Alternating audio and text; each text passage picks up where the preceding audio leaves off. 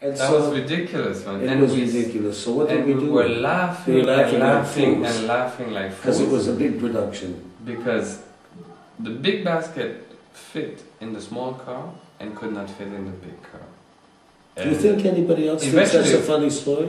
I don't think so. No, I don't either. But eventually we put it on the top, on the roof of the car. That's right. We had to put it on the roof of the car, having a bigger car with a basket. And you suggested putting your mother-in-law in the basket at this point. I remember. So. We didn't. No. Oh shit. The space cadet. You mean your brother? You can call me a space cadet. He has a lot of nerve, right? I don't know. How many years ago? How many years ago did we meet? Too many. No. That's about 2007. No, I think it's 2007. I finished in 95. That was 93. 14 years old. 14 years.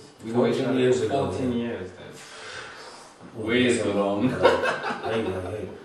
Carlos was going to school in Ascona and working as a waiter at a place where I was playing for the summer. For a couple of years? 2 or 3 years, I think. 2 years in a row. 2 years in a row. And I did an extra for the festival only the third year, something like that. And we were both trying to learn Italian at the same time. And I knew how to speak English. I was maybe the only one. I don't know about that. You still don't speak English. Yeah, well, anyway. Yeah, he spoke English, and English being my mother tongue. We connected and we both had motorcycles, so we spent a whole summer traveling around and getting to know each other. And it was really an odd friendship because of a big age difference and so on, but we became good friends. And I think you've got to be good friends because I went to his wedding in Haiti and missed the wedding. And finished on my honeymoon. Yeah, I'm going on the honeymoon with him, so that's when you say we're good friends. We're good friends, yeah. That's true.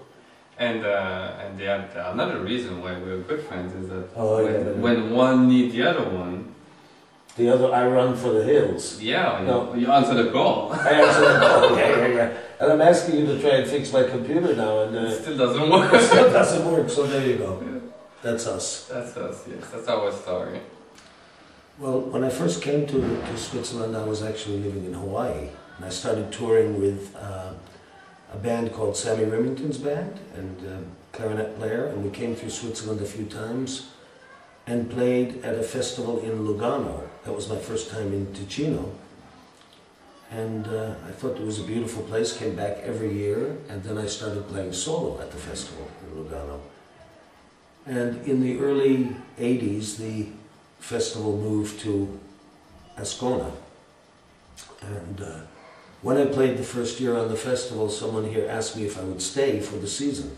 So I've been doing the whole season here in Ascona, 2-3 months for the last 20 years or so. And I continue to come back, and then I come sometimes in the winter and play in the mountains. So I've become a real fan of Switzerland.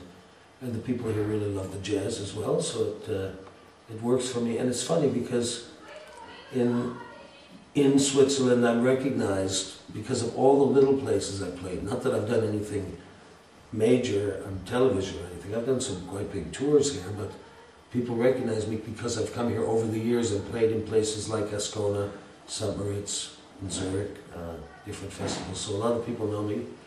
And that's always surprising to me, more so than any other place in the world. People on the street recognize me because they've seen me through the years. Swiss often take their holidays in Switzerland. In Ascona.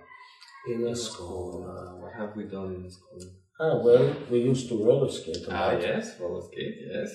That was funny. The skates we had were new. I skated a lot when I was a kid. I was quite good, but the brakes were in a different place. Mm-hmm.